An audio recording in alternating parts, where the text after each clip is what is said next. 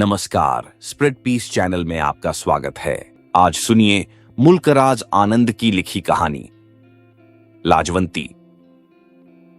मई की लू आसमान की तपती हुई भट्ठी की लपट की तरह लाजवंती के चेहरे पर लग रही थी। सूरज, जिसके मुंह से अग्निमय हवा निकल रही थी, लगता था कि निर्दयता से उसके पीछे खड़ा था।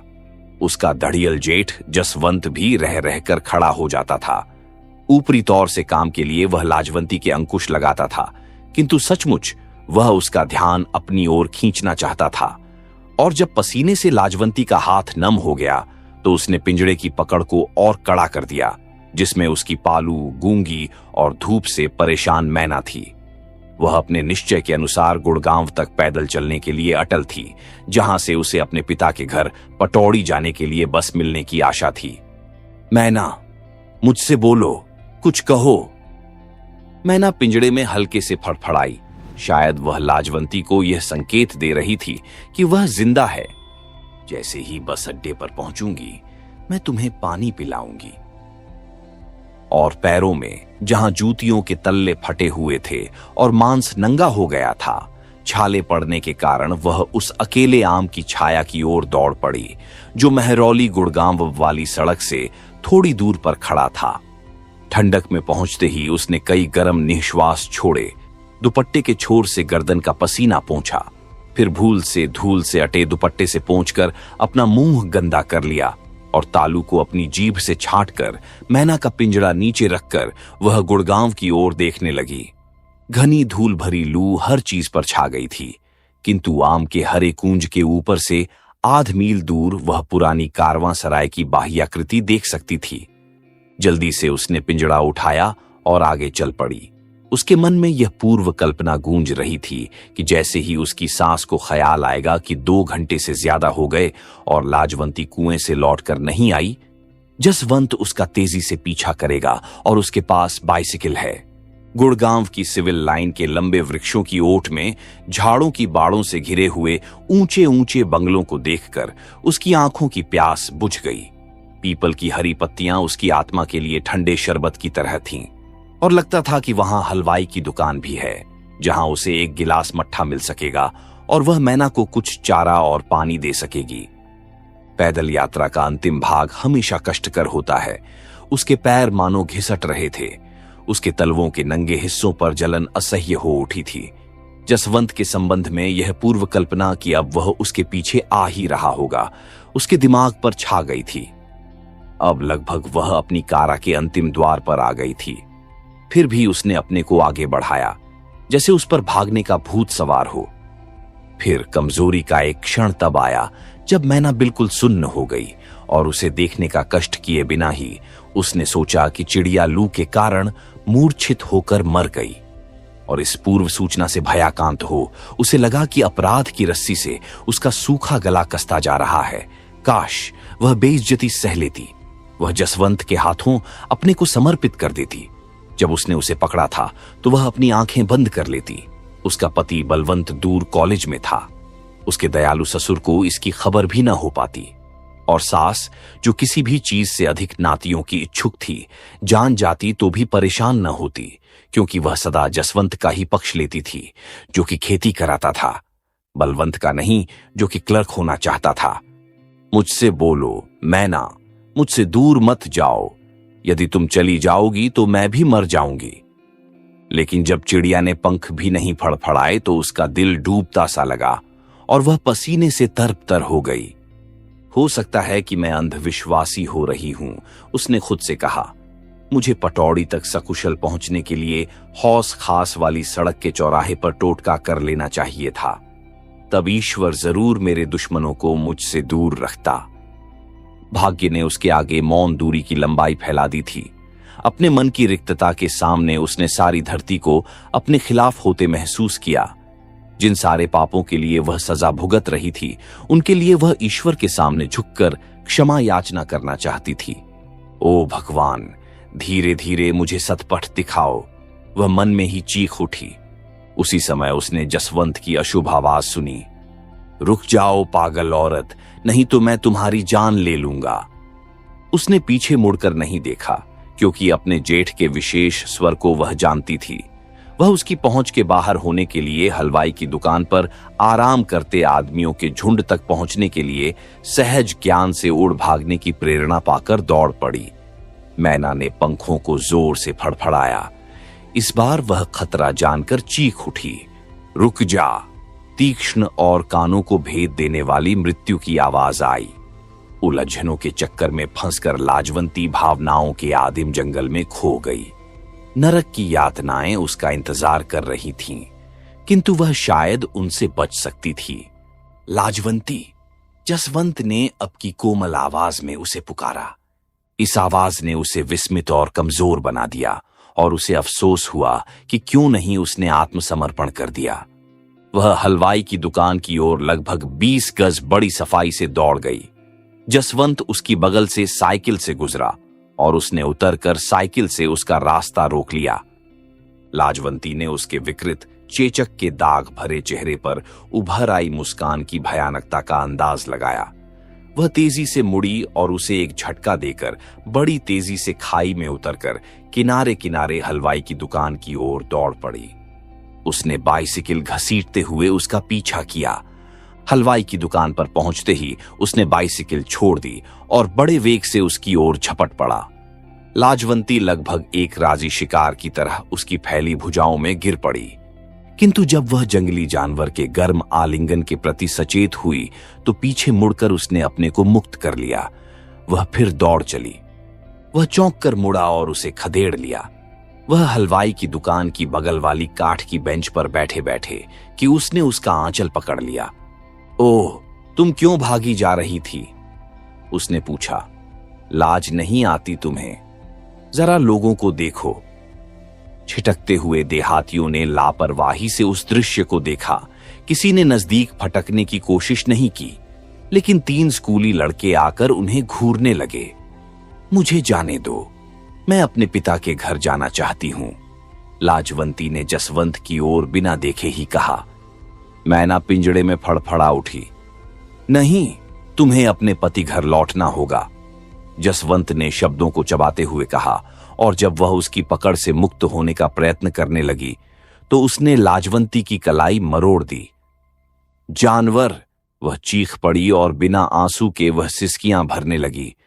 मुझे अकेली छोड़ दे, मुझे अपनी मैना को पानी पिलाने दो। जसवंत की हिंसक पशुता कमजोर लाजवंती पर बढ़ गई। वह फटी आवाज में चिल्लाया, रंडी कहीं की, छिनाल! भाग रही हो? हमारी बिरादरी हमें क्या कहेगी? इस तरह हमारी बेइज्जती कर रही हो। लाजवंती एक खलबली में उसके कदमों पर बहरा कर घर पड़ी। जेठ ने उसे दाहिने पैर से ठोकर मारी। इस पर हलवाई अपनी चीकट गद्दी से उठा और बोला, ओह, मत मारो उसे समझाओ। किंतु जब औरत एक गठरी की तरह गूंगी बनी बैठी रही तो जसवंत के मन के अंदर के उलझे हुए संवेग, जो लाजवंती के साथ अपनी मनोकामना पूर्ति में असफलता के कारण पैदा हुए थे, तीव्र क्रोध में केंद्रित हो गए।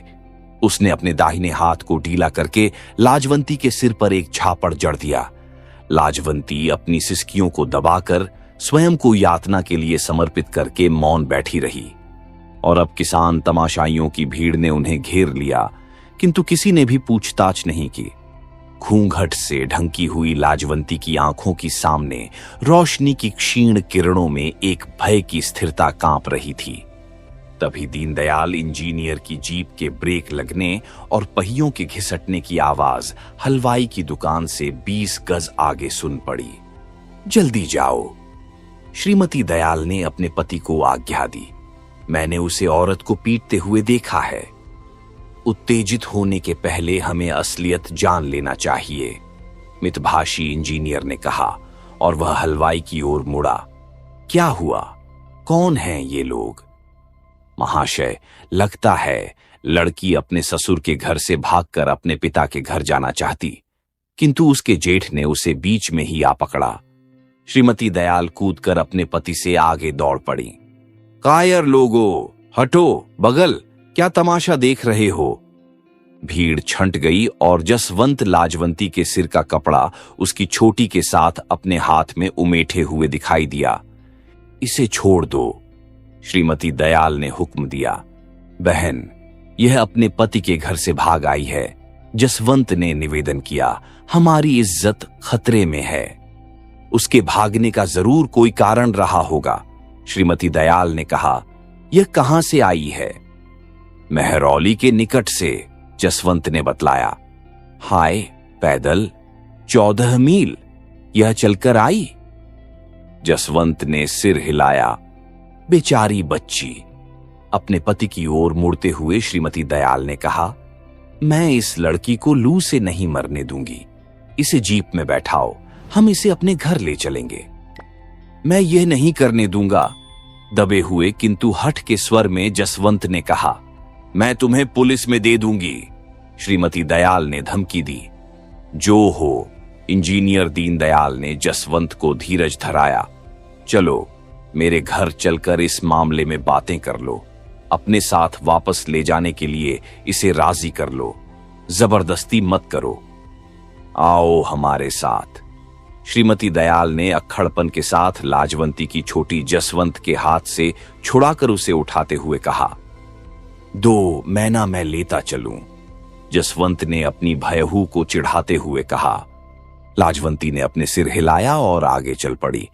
इंजीनियर दयाल के ठंडे बरामदे में लाजवंती अपनी कोमल और अश्रुसिक्त आंखों से घूंघट हटाकर बोली, मां, मैना के लिए थोड़ा पानी दो। गुरखा, श्रीमती दयाल ने नौकर को बुलाया, हम सभी को ठंडा पानी पिलाओ नींबू मिलाकर, और चिड़िया के लिए सादा पानी लाओ। सेवक गुरखा, जो इंजीनियर से अधिक मितभाषी था, एक ही नजर में सब कुछ समझकर रसोई घर में चला गया। तुमने लड़की को पीटा क्यों? श्रीमती दयाल ने कहा। हमने इससे बार बार कहा है, जसवंत ने कहा। इसका पति BA करने के लिए सिर्फ 1 साल और कॉलेज में रहेगा, किंतु यह उसी के साथ रहने के लिए जिद करती है या पिता के घर जाने को कहती है। मां, झूठ है यह, लाजवंती चीख उठी। तुम लोगों ने इसे जरूर यातना दी होगी, तभी तो यह ऐसा कहती है। इंजीनियर दयाल बोले। महाशय, इसके साथ हमारा व्यवहार हमेशा बहुत अच्छा रहा है, जसवंत ने दलील दी। यह गरीब घर से आई है। मेरे पिता चौधरी तेजराम पूरे गांव के सरपंच हैं। मेरी अपनी भी औरत है, लेकिन वह बहुत भली है। वह तो बिल्कुल गाय है, लाजवंती फट पड़ी। और तुम्हें 10 बीवियां चाहिए? भौंको मत बेहया, नहीं तो अभी ठीक कर दूंगा, जसवंत बोला। यह देखकर श्रीमती दयाल मन ही मन किसी इरादे को लेकर उठी और जसवंत के चेहरे पर सीधे एक तमाचा जड़ दिया और कहा, कहो, कैसा लगा? यदि कोई दूसरा तुम्हें इस तरह पीटे तो? वह अप्रत्याशित रूप से अपना खुला मुंह लिए खामोश बैठा रह गया। जब यह मेरे निकट बुरी नीयत से आया था तो मुझे भी ऐसा ही करना चाहिए था, लाजवंती ने शर्म से इंजीनियर की ओर से सिर घुमाते हुए कहा। स्पष्ट है कि लड़की तुम्हारे परिवार से खुश नहीं है, इंजीनियर ने कहा। जब तक इसका पति अपनी पढ़ाई पूरा नहीं कर लेता, इसे अपने पिता के घर जाने दो। बाद में यह तुम्हारे परिवार में वापस आ जाएगी। बिल्कुल ठीक है, श्रीमती दयाल ने जोड़ा। मैं इस बच्ची को तुम्हारे जाल में नहीं फंसने दूंगी। तुम्हें सिर्फ एक औरत मिलेगी, 2 नहीं। न्याय के नाम पर उठाए गए शोरोगुल से बने हुए पक्ष विपक्ष के दोनों अस्थिर तराजुओं पर स्वयं को तौलती हुई लाजवंती को 2 लंबे वर्षों बाद आज पहली बार शांति का एक क्षण प्राप्त हुआ। लेकिन शीघ्र ही फिर उसे थप्पड़ खाए हुए जसवंत के प्रतिशोध का ध्यान आ गया और वह सहम उठी। उसने मैना की ओर देखकर मौन भाषा में कहा, फरिश्ते, कल्पना करो कि इस दुनिया में कहीं एक ठंडी जगह है जहां हमें भी आराम मिल सके। उसका निर्णय पूछिए। जसवंत ने कहा, यदि यह अपने पिता के घर जाएगी तो फिर हमारे यहां कभी भी नहीं आ सकती। यदि मेरे साथ वापस चले तो हम इसे इसके पिता के घर कुछ दिनों के लिए पहुंचा देने की बात सोचेंगे। बताओ लड़की, क्या चाहती हो? श्रीमती दयाल ने कहा। मैं अपने पिता के घर जाना चाहती हूं। इन लोगों की दहलीज पर कभी पैर भी नहीं रखना चाहती, लाजवंती ने उत्तर दिया। सुन लिया? श्रीमती दयाल ने कहा। इसका यह उत्तर है तुम्हारे सवाल का। यदि तुम शरीफ आदमी हो तो अपने घर वापस चले जाओ। मैं पटौड़ी जाने वाली बस से लड़की को भेज दूंगी। और वह अपने फैसले की तस्दीक के लिए पति की ओर मुड़ पड़ी। बिल्कुल ठीक है, इंजीनियर ने कहा। गुरखा, श्रीमती दयाल ने पुकारा। आया बीबी जी, नौकर ने उत्तर दिया और वह लोगों के लिए नींबू का पानी और चिड़िया के लिए सादा पानी और कुछ बीज लिए हुए प्रकट हुआ। अपने हाथ में मैना का पिंजड़ा लिए हुए लाजवंती जिस समय पिता के घर पहुंची, बूढ़ा भैंस को नहलाने के लिए कुएं पर जा रहा था। बूढ़े का मुंह और आंखें खुली रह गईं। वह ठिठक कर खड़ा हो गया। उसकी समझ में ना आ रहा था कि वह अपने सामने अपनी लड़की को देख रहा है या उसके भूत को। जब वह चरण धूलि लेने के लिए झुकी तो गर्मी के कारण निकले पसीने से तर कपड़ों की तीक्ष्ण गंध पाकर उसने लाजवंती को पहचाना। वह लड़की का चेहरा देखने की भी हिम्मत न कर पा रहा था, क्योंकि बिना सगुनौती लड़की का घर वापस आना अशुभ सूचक था। तो भी अपने सीधे स्वभाव के कारण उसने कोई प्रश्न नहीं पूछा। उसने सिर्फ अपने छोटे लड़के को बुलाया जो भैंस के लिए चारा काट रहा था। इंदु, तुम्हारी बड़ी बहन आई है, अपनी छोटी बहन मोती को जगा दो। लाजवंती अपने पिता के लिए दुखी थी। वह जानती थी कि उसका पिता एक भैंस और 1 एकड़ जमीन के सहारे अपनी जिंदगी का भार किसी तरह ढो रहा है। लाजवंती की मांग 2 छोटे छोटे बच्चे छोड़कर मर गई थी। पिता एक सयानी और शादीशुदा लड़की को ग्रहण करने में अशवत था, और लाजवंती तो कहावत के मुताबिक बदलने के लिए एक जोड़ा कपड़ा भी अपने साथ नहीं लाई थी। इंदु गड़ांसा फेंक कर उसकी ओर दौड़ पड़ा, और जैसे उसने अपनी मां का भूत दरवाजे पर देखा हो, वह लाजवंती के पैरों से लिपट गया। सचमुच लाजवंती अपनी मां की ही प्रतिरूप थी। मां अपने फेफड़ों की बीमारी के कारण काली पड़ गई थी, लेकिन लाजो का रंग पक्का सांवला था। छोटा चिकना चेहरा, सुंदर नाक और ठुड्डी पर गोदने के कारण बहुत ही सुंदर दिखाई देता था। लड़के के गर्म आलिंगन से लाजवंती की आंखों से आंसू बह निकले। रहने दो, मोती को न जगाओ, उसने कहा। जरा इस बेचारी मैना को देखा, ये नई दिल्ली से मेरे साथ आई है। लड़के ने झपट कर पिंजड़ा ले लिया और चिड़िया को बुलवाने की कोशिश में लाजवंती को भूल गया। इंदु, थोड़ा पानी और खाने के लिए कुछ दाने चिड़िया को दो, लाजवंती ने दहलीज पर बैठते हुए कहा। तब शायद ये तुमसे बात करेगी। यद्यपि यह अभी बहुत नहीं बोलती, पड़ोसी लोग सभी कुछ जान लेंगे। अब जब वह यहां आ चुकी थी, वह चाहती थी कि उसके इस तरह चले आने की बात किसी को भी मालूम न हो। साथ ही बेशक वह यह भी जानती थी कि इस छोटी सी जगह में किसी भी आदमी की कोई भी बात छिपी नहीं रहती। शादी के पहले जब वह खुलेआम हमउम्र लड़कों के साथ खेलती थी और शायद ही दुपट्टे से कभी सिर ढकने की परवाह करती थी, तब जो लोग उसकी हंसी उड़ाते थे, उनसे अब पलायन करना व्यर्थ था। सयाने लोग उसे पागल लाजो कहते थे और लड़के उसे फिल्मी अभिनेत्री मीना कुमारी के नाम से पुकारते थे, जिससे वह काफी मिलती जुलती थी। वह तो अपने पिता के दिल की बात जानना चाहती थी कि क्या वह उसकी रहस्यमय इच्छा और मूल प्रवृत्ति को, जो हमेशा उसे किसी न किसी अनोखी घटना के लिए प्रेरित करती थी, समझता है। इंदु ने पिंजड़े में एक प्याला पानी डाल दिया और लो, मैना ने बात करना शुरू कर दिया। लाजो, यह क्या कहती है? लड़के ने पूछा। लाजवंती तपते हुए आसमान को देखकर मुस्कुरा दी। कुएं से लौटने के बाद पिता ने भैंस को बांध दिया और इंदु ने जो चारा तैयार किया था उस जानवर के आगे डाल दिया। लड़के ने पर्याप्त चारा नहीं काटा था, अतः वह गड़ान सा लेकर और चारा काटने लगा। किसी को डांटने की उसकी आदत नहीं थी। अपनी बड़ी बहन के आने से इंदु उत्तेजित होकर चारा काटना भूल गया। इसके लिए पिता उसे दोषी करार देना नहीं चाहता था। भैंस का चारा पानी कर चुकने के बाद उसने शाम के भोजन के लिए मसूर भिगोई और चूल्हा जलाने लगा। बापू, मैं यह सब कर लूंगी, लाजवंती ने कहा।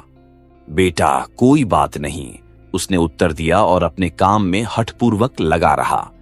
फिर अपने लड़के की ओर मुड़ते हुए उसने कहा, अपनी बहन के लिए चटाई दो। झुर्रीदार शांत चेहरे के पीछे उसके भाव छिपे हुए थे, किंतु जैसे ही उसने यह बात कही, लाजवंती ने उसके होठों पर आई विवरणता देख ली थी और वह समझ गई कि उसका यहां आना बापू को पसंद नहीं आया। चटाई सिर्फ मेहमानों को दी जाती है। आसमान की भयंकर आग बुझने के बहुत पहले से ही आंगन पर छाइयों से भर उठा था। लाजवंती गुलाबी बादलों को देख रही थी। लगता था कि जैसे वहां कोई भीषण हत्याकांड हो गया हो, और अपनी ही आत्मा से डरकर उसने अपनी सांसों पर काबू पाने का प्रयत्न किया। बहन, तुम्हें नहाने के लिए घड़े में पानी लाया हूं, इंदु ने कहा। लाजवंती अभी उत्तर देने को ही थी कि भाई की आवाज से मोती चौंक कर ठुनकती हुई जग पड़ी। लाजवंती ने उछलकर बच्ची को आलिंगन में बांध लिया और उसे सांत्वना देने लगी। लाजो, बच्चों को एक मां की जरूरत है। यदि लोग तुम्हारी ओर उंगली न उठाते तो मैं तुम्हें इस घर से दूर नहीं होने देता, उसके पिता ने कहा। इतना कहकर वह रुक गया। फिर देर बाद चूल्हे की आग फूंकते हुए कहने लगा, अब मैं ही इनके लिए मां बाप दोनों हूं, और जहां तक तुम्हारा प्रश्न है, तुम्हें मैं सास ससुर के घर पहुंचा दूंगा। मैं उनके पैरों पर गिरकर तुम्हारे लिए क्षमा मांग लूंगा। बिना विधवा हुए तुम्हारे विधवेपन की यह बेइज्जती मेरे लिए असह्य हो रही है। यहां लोग तुम्हें सिर्फ गाली देंगे। 2 दिन बाद हरिराम, लाजवंती के पिता, के नाम एक पोस्टकार्ड आया। जसवंत ने अपने पिता की ओर से लिखा था कि क्योंकि लाजवंती भाग कर गई है, उसने सास ससुर या पति किसी की भी अनुमति नहीं ली है, इसलिए शादी के उसके वस्त्र वापस किए जा रहे हैं और दिल्ली में अब कोई भी उसका काला चेहरा नहीं देखना चाहेगा। हरिराम पहले से ही किसी आदमी को भैंस और बच्चों की देखरेख के लिए खोज रहा था कि वह लाजवंती को उसकी ससुराल पहुंचा सके। उसने उस दाई को बुला भेजा था। उसने उसके सारे बच्चों को जन्माया था। वह पटौड़ी खास में रहती थी। इस छोटे गांव में कोई भी ऐसा न था जो बिना मुआवजा लिए उसके साथ यह कृपा करता। भाग्यवश दाई चंपा जिस दिन कार्ड आया था उसी दिन आ गई। वह घर की देखरेख के लिए तैयार थी। क्यों? उसने कहा। मुझे तो लाजो की भरी हुई गोद देखने की आशा थी। मैं उस दिन के इंतजार में थी जब मैं बुलाई जाऊंगी और आकर इसके बेटे को जन्माऊंगी, और इस समय मेरी प्यारी बच्ची, तुम यहां हो। लेकिन किसी सुखदायक घटना का तुम्हारी आंखों में कोई चिन्ह ही नहीं है। तुम अपनी मां की प्यारी आत्मा के लिए जल्दी वापस जाओ और जल्दी ही भरी गोद लेकर आओ। मैं अपनी पगड़ी तुम्हारे पांवों पर रखता हूं, हरिराम ने चौधरी तेजराम से कहा, और अक्षरशः सिर से पगड़ी उतारकर लड़की के ससुर के जूते पर रख दी। ओह, आओ मेरे पास बैठो। नीम की छाया में बैठे, हुक्का पीते हुए, बाएं हाथ से बिस्तर साफ करते हुए चौधरी तेजराम ने कहा। लाजवंती थोड़ी दूर पर झुकी हुई खड़ी थी। उसका चेहरा घूंघट से ढंका था।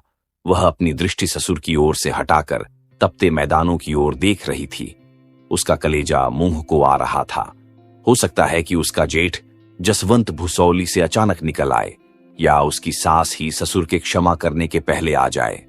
साथ ही उसे यह भी मालूम हुआ कि उसे क्षमा नहीं मिलेगी। हां, अनिच्छापूर्वक सिर हिलाकर भले ही ससुर उसे यहां ठहरने की इजाजत दे दें। लेकिन इस संकेत में अभी देर थी, क्योंकि चौधरी तेजराम मौन थे। हरिराम पास में बैठ गया तो वह हुक्का गुड़गुड़ाने लगे। इस बीच लाजवंती ने सिर पर कपड़े के नीचे पसीना एकत्रित होते हुए अनुभव किया, जो कि रीढ़ की हड्डी से नीचे की ओर बह रहा था, और उसने पिंजड़े में अपनी प्यारी मैना को देखा कि कहीं वह मर तो नहीं गई। यात्रा इस बार आरामदेह रही थी। पटौड़ी से गुड़गांव तक वे बस से आए थे। फिर वे गुड़गांव से बस से वहां तक आए थे जहां से उसके ससुर का गांव आध मील दूर था। मैना को शांत बैठे देखकर इशारे से उसने कहा, मेरी मैना, बताओ अब क्या होगा? जैसे तुम पास आती हुई बिल्ली देखकर डर से फड़फड़ा उठती हो, उसी तरह इस समय मेरा दिल भी धड़क रहा है। मैं नहीं जानती कि जसवंत ने अपना इरादा बदल दिया है और वह मेरा पीछा अब नहीं करेगा। चूंकि मेरे बापू मुझे वापस लाए हैं, इसलिए अब मैं अपने को समर्पित कर दूंगी। अब मेरा पतन पूरा हो जाएगा। ओह, काश मैंने पहले ही उसकी हविस पूरी कर दी होती और अपने पति के बारे में न सोचती, जो कभी भी यह सब न जान पाता। अब तो मैं बिल्कुल हार गई, और अब शब्दों का कोई मतलब नहीं है, और तिस पर भी मेरे अंतर में इच्छा और जीवन है। भावनाओं की नदी बह रही है, अंतः सलिला सरस्वती की तरह, जो धरती के नीचे नीचे बहती है। मैं कैसे उन भावनाओं को वश में करूं, उन कैदियों को जो फूटकर बाहर आना चाहती हैं। उसने वस्तु स्थिति समझने के लिए आंखें खोलीं। स्वप्न सच था। अनिच्छा से उसकी आंखें बंद हो गईं और ओढ़नी की तह में वह एक आह दबाकर रह गई। उसके सिर में छाए अंधकार से छिंगारियां निकलकर सितारों की तरह छिटक गईं और घबराहट के कारण ढेर सा पसीना उसके शरीर से निकल आया। वह जानती थी कि आसमान के ग्रह उसके लिए शुभ नहीं है। अच्छा तो मुर्दा वापस आया है। बूढ़ी सास की आवाज आई, जो कुएं से एक घड़ा सिर पर और दूसरा बाएं हाथ में लिए वापस आई थी। लाजवंती की अनुपस्थिति में बूढ़ी को बाध्य होकर यह सब करना पड़ रहा था। उसकी तेज सांस कोसनों से भर उठी थी। यह तुम्हारी लड़की है, हरिराम ने औरत को खुश करने के लिए कहा। अपने भोलेपन में उसने सोचा था कि जैसा होता है उसकी सांस ही लड़की के पलायन का कारण बनी होगी। मैं इसे वापस लाया हूं। ताई चंपा ने कहा कि लड़की ने गलती की है। सच मानो, सास ने उत्तर दिया। ऐसी कोई बात ही नहीं उठती, लेकिन बलवंत कॉलेज से छुट्टियों में चंद दिनों के लिए ही आ पाता है और यह अपनी भूरी भूरी आंखों का जादू किसी और पर चलाना चाहती है। जसवंत कहता है कि यह सड़क से आने जाने वाले यात्रियों से आंख लड़ाती है। उसने अपनी आंखों से देखा है। हम इज्जतदार आदमी हैं, चौधरी तेजराम ने अपनी औरत के कथन की पुष्टि की। मैं क्या कहूं चौधरी जी, हरिराम ने दीनतापूर्वक उत्तर दिया। शायद इसकी किस्मत ही खराब है, किंतु अब मैं इसे वापस ले आया हूं। अब से यदि यह दूसरों की ओर देखे तो आप इसे मार डाल सकते हैं। मैं अधिक दहेज नहीं दे सका था, सो मेरे लड़के बलवंत के लिए यह अंगूठी है। लड़के ने जो कुछ नहीं पाया था, मैं अब उसके लिए थोड़ा बहुत प्रबंध करूंगा। अपनी किस्मत का गिला सुनकर लाजवंती के अंदर से सच्चाई फूट पड़ने को मचल उठी। वह जरा हिली और उस भयंकर सत्य को उगल देने को हो उठी। ससुराल वालों के सामने झुककर अपने को इस तरह मिटाते हुए पिता पर उसे गुस्सा हो आया, किंतु अंतड़ियों के कंपनों से उसका गला रुद्ध हो गया और गुस्से के बवंडर ने उसके दिमाग को धुंधलकों से ढक दिया। जसवंत, जसवंत, इधर आओ। सास ने अपने जेठे लड़के को बुलाया। वह दुष्ट खेत में घूमकर खड़ा हुआ और सामने देखने के लिए हथेलियों को उठाया। ये समझ गया और घर की ओर चल पड़ा। कयामत की सी नीरवता में लाजवंती कांप उठी, मानो नरक के पिशाचों ने उसकी देह पर बिच्छुओं और सांपों की वर्षा की हो। फिर विक्षिप्तता की एक लहर में उसने ऐसा महसूस किया कि जैसे उसने पातालपुरी में फिर से जन्म लिया है और अपने बहादुर पति की बाहों में लिपटी हुई सेज पड़ी है। सचमुच कांपती मांसपेशियों के नीचे उसे बलवंत को एक कायर के रूप में देखा, जो अपने बड़े भाई की ओर सिर उठाकर देखने का भी साहस नहीं करता। यह वापस आ गई, जसवंत ने दांत पीसते हुए कहा और रसोई घर के दरवाजे पर मूलियों को जमीन पर फेंक दिया। यह तुमसे नहीं कह सकती, यह दाई से मिलना चाहती थी, बूढ़े हरिराम ने कहा। लेकिन वह बात गलत थी। ये खामखाह के लिए घबरा गई थी। यहां भी दाइयां हैं, जसवंत ने स्पष्ट उत्तर दिया। यहां सफदरजंग का अस्पताल ही है। इसकी कहानी पर मत जाइए चाचा, ये शादी के पहले ही कितनों को देख चुकी थी। यह बदमाश लड़की है। मुझे याद है किस तरह इसने मुझे बेइज्जत किया था जब मैं इसे वापस लेने गया था। वहां बैठकर इसने मुझसे जबान लड़ाई थी और उस अफसर की बीवी से इसने मुझे तमाचे दिलवाए थे। रंडी, बस बस बेटा, चौधरी तेजराम लड़के को रोकते हुए बोले। मुझे पिटवाने का मजा देखा, जसवंत ने कहा और पीछे से लाजवंती को एक ठोकर लगाई। जसवंत, उसकी मां चिल्लाई। लाजवंती कांप कर दुहरी हो गई। सिसकने के पहले वह एक कर्णभेदी आवाज में चीख पड़ी। तुम्हें जूते की मार चाहिए। जसवंत एक गिद्ध की तरह लड़की पर मंडराते हुए चिल्लाया। उसकी भुजाएं तनी हुई थीं, जैसे वह फिर उसे पीटने जा रहा हो। दूर हटो, उसका पिता चिल्लाया। यदि यह इसे दोषी समझता है तो इसे दंड देने दो, हरिराम ने कहा। इसे उसके पैरों पर गिरने दो, मेरी लड़की पवित्र है।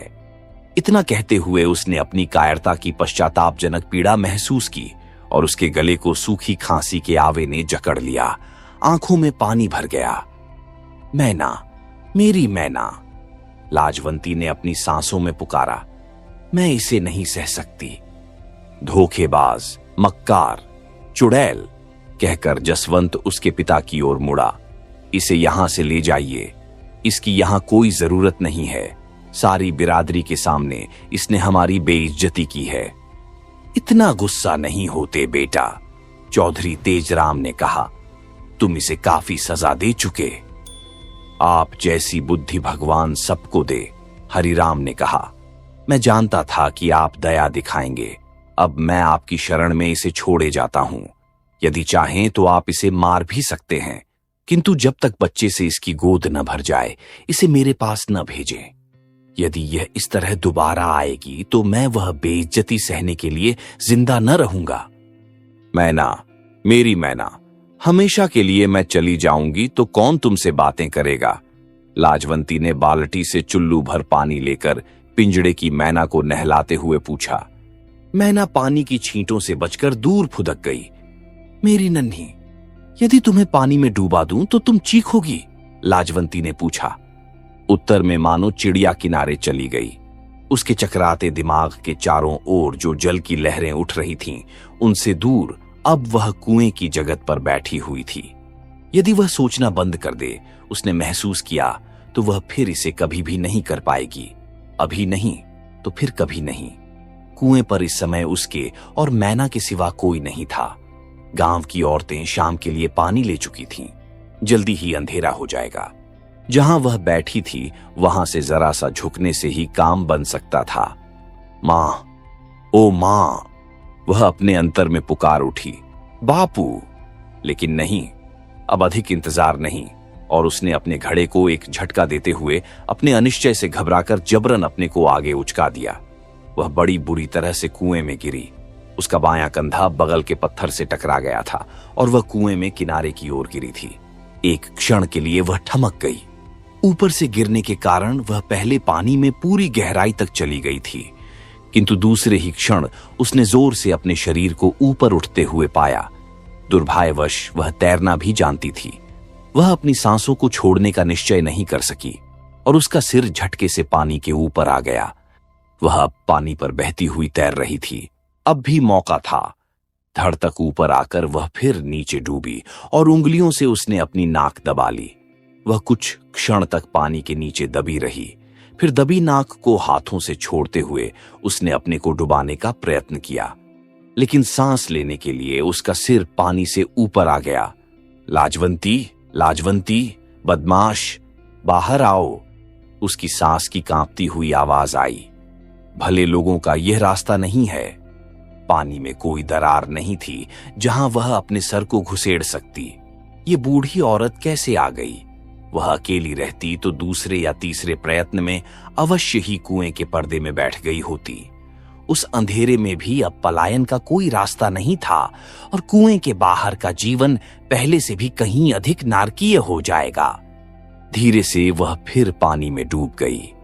उसकी नाक और मुंह से पानी भरने लगा और वह डूब गई। अभी वह पूर्ण रूप से अचेत नहीं होने पाई थी कि उसने अपने को कुएं के पास नीचे कीचड़ में लेटे पाया। कोई उसके ऊपर बैठा उसका पेट दबा रहा था। उसके मुंह और नाक के छेदों से पानी की टोंटी बह रही थी। हवा की बासी गंध उसके तालू पर यूं लगती थी मानो जीवन स्वयं सांस बनकर पहुंच गया हो, और वह अपनी भारी पलकों के नीचे जैसे घुली जा रही थी। उसकी सांसों की कड़वाहट जैसे कम होती जा रही थी और नींद से उसकी आंखें ऐसी लग रही थीं जैसे वह एक तक देख रही हो, और तिस पर भी एक क्षण में उसकी नाक और मुंह से ढेर सा पानी बाहर निकल आया।